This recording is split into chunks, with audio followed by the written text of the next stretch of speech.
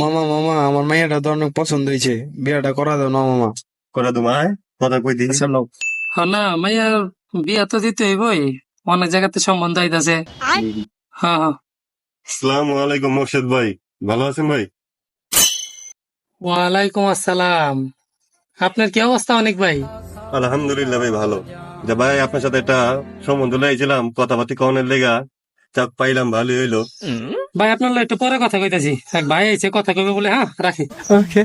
হ্যাঁ ভাই, কি সম্বন্ধ লইছেন কোন? বললাম ভাই আপনার মায়ের লেগে বলে সম্বন্ধ খুঁজতেছেন। এখন আমার বাইক না তো মনে করেন যে আপনার মায়ের খুব ভালোবাসে, তো পছন্দ করে আর কি, বুঝেনি তো।